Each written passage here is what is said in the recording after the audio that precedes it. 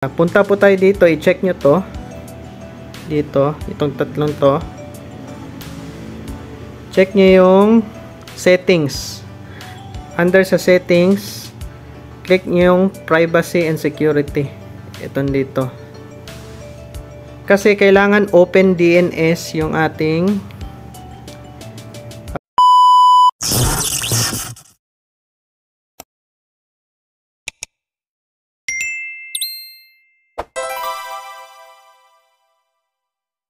maayong adlaw or magandang araw sa lahat. Ito na naman si Technochi, maghatid sa inyo ng panibagong tutorial kung saan ituturo ko sa inyo ngayon ang kahalagahan ng remote monitoring. So, ano ba talaga yung remote monitoring, mga kaibigan? Ang remote monitoring ay isang paraan ng pag-check po ng ating piso wifi na kahit nasa malayo tayong lugar ay nalalaman natin kung anong nangyayari sa bendo natin. So dito natin na-check natin yung ating sales, maintenance, ilan bang clients na nakapasok o nag-login o nag-post at iba pa. So ginagamit itong paraan ng pag-checking dahil hindi sa lahat ng oras ay available tayo. Pwede tayong pumunta ng iba't ibang lugar ng hindi tayo nagche-check ng physically sa ating bendo dahil nga sa remote monitoring. So, para bang nasa isang lugar ka na malayo pero access mo pa rin. Parang sa TV, 'di ba? Kailangan mo ng remote control para lang ma-change yung channel. So, hawak mo, ikaw yung boss ng oras mo, ikaw na bahala sa anong gusto mong gawin, anong channel. Ganon din sa remote monitoring.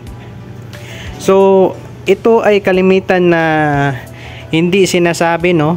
Especially sa mga baguhan sa piso wifi, hindi lahat alam kung ano ang piso wifi remote monitoring, dahil ang remote monitoring ay medyo kinakailangan pa ng karagdagang setting doon sa ating software.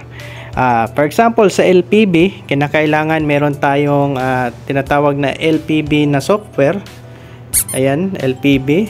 Then sa Pisofy, ang ginagamit nila ay 0 tier. So, tatalakayin natin sa ngayon ay yung sa LPB kasi yun po kasi ang available sa software ko, dahil doon sa isang remote ko sana, yung papakita ko sana ang Pisofy, pero sadly walang maayos na signal ang smart dito sa amin. So yung Starlink ko na unit ang pwede ko maibahagi sa inyo. So sa 0 tier, I mean sa LPB, una kailangan natin ng account sa NGROC.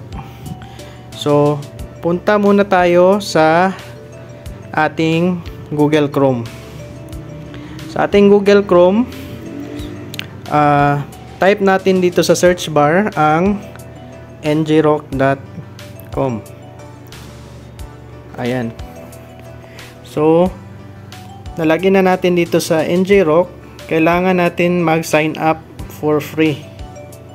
So, sign up tayo dito.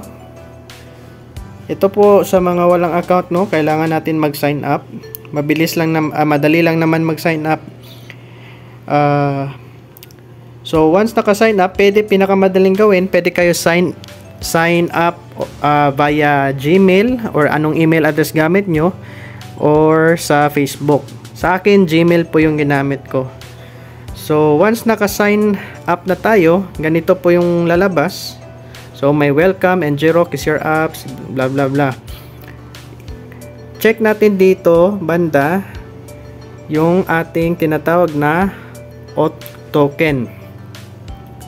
Ayan, your auth token. So ano ba yung auth token, sir? Ang auth token, ito po yung kinakailangan o requirement ng ating LPB upang ma-remote access natin ang ating piso wifi.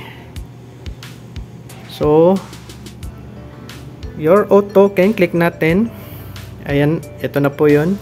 I-copy lang po natin yan. Once copied to clipboard, punta na tayo ngayon sa ating piso wifi na is 5th point piso wifi 5G. Pasok po tayo dyan. So once nakapasok, type na natin dito yung ating portal admin. So ang portal admin natin Piso Wi-Fi is 10.0.0.1/admin. Pasok lang po tayo dyan. Then login lang natin yung ating email at password. So while nagla-login tayo, mga katek, kapag bago ka pa dito sa aking YouTube channel at baka pwede makahingi ng pabor, please like, share, and subscribe po. Okay, dito type natin yung CAPTCHA. By the way, itong CAPTCHA pwede po natin itong tanggalin kung naiinis na kayo dyan sa paulit-ulit na pag-login yan. May setting po dyan na pwede nyo tanggalin. So sign in po tayo kung okay na po lahat. So ayan. So nakapasok na po tayo dito sa ating portal. So check po natin dito banda yung ating tinatawag na remote monitoring. So nakikita nyo may remote monitoring, itong parang eroplano. Yan. Yan po yung kailangan natin. Lagay ko muna dyan. So remote monitoring po tayo. So explain ko lang dito na interface. Ang target mo natin lalabas dapat tong online remote URL. So sa case ko na gawan ko na kasi ko to ng remote monitoring. So pagpalagay natin wala pang remote monitoring, wala po yan. So dito po yung kinopy paste po natin, I mean copy po sa ngrok, dito po nyo ilalagay dito sa ngrok auth token. Ito po yun, ngrok auth token dyan. So i-copy paste nyo lang yan dyan, paste nyo. Once na paste, click ang save changes. Click po natin yung save changes. Once na click nyo yan, after ilang seconds or minutes, bigla na lang pong magpa-pop up itong online remote URL. May case din po na hindi po yan lalabas. Ang gagawin po natin para ma-ensure na lalabas yan ay pupunta tayo dito sa ating maintenance. So hanapin mo ang maintenance. Ayun. Kita nyo na, makita nyo na yung maintenance. Ayan po. Ayan po yung maintenance. I-click ninyo dito yung ito, on the air update. So baka may magtanong sa atin mga katek, bakit kailangan natin mag-click ng on the air update? Kasi nga ito yung nagfi-fix sa mga error o yung hindi pagka-arrange sa system ng ating LPB. Kasi nga may changes tayong ginawa, which is maggagawa tayo ng remote monitoring. Kailangan kumbaga ma-digest ng maayos ng system yung panibagong ginawa natin.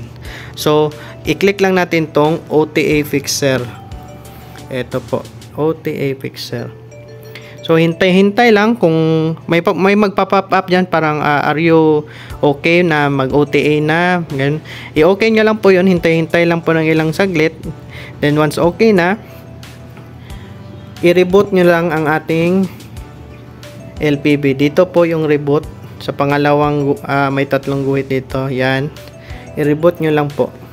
So once i-reboot, expected nyo pag login nyo, lalabas na yung URL sa ating remote monitoring.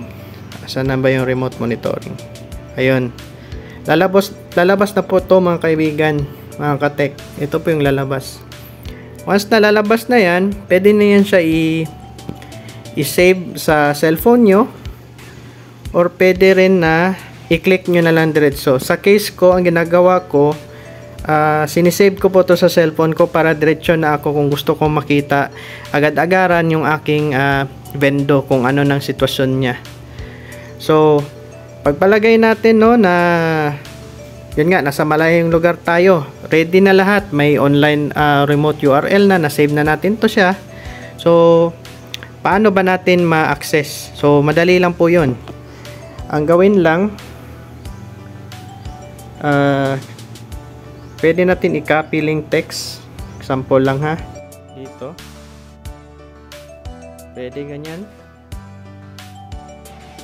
Sa case ko, ginagawa ko, pwede ko rin i-check dito sa ating LPB na app. Ito po yung LPB app natin. Nag-download na din ako ng LPB app para mas madali yung checking.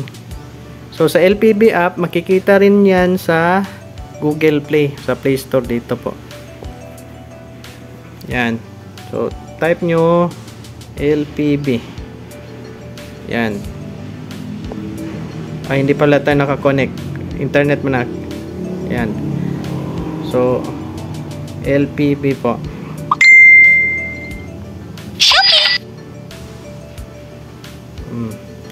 So ayan po, LPB app. Ayan na po. So sa case ko, na-download ko na siya. At lang ha. So ayan. Makikita nyo dito sa LPB yung machines ko na online. So kanina yung chinek natin, ito po yung sa Starlink ko. Ito po yun. So pwede natin i-check yun. Remote, i-click natin. So didiretso siya dito. Same case lang din yun sa kinapi natin na link. Pwede nyo i-copy paste din yun, i-paste nyo doon sa Google Chrome nyo para ma-check nyo. Then visit site lang po. Ayan. Siya nga pala mga katek, kapag i-check nyo siya using ngrok, make sure na yung ating security sa Google Chrome, papakita ko dito. Ito dito sa Chrome. Punta po tayo dito, i-check nyo to. Dito, itong tatlong to. Check nyo yung settings. Under sa settings, click nyo yung privacy and security. Itong dito. Kasi kailangan open DNS yung ating secure DNS, ito dito. Natutunan ko lang din to dahil sa yung may mga portal na hindi na ina-allow nung software ng LPB. So para sure lalabas, choose another provider, then click customize. So ang customize dyan ay open DNS. Tapos back lang tayo. Tapos ayan, okay na. So make sure lang na ganyan. So balik tayo, LPB kasi yung gamit natin app, no? So LPB app. So naka-portrait talaga, no? Pasensya kung may sakit na yung leeg sa kakatingin. So type ko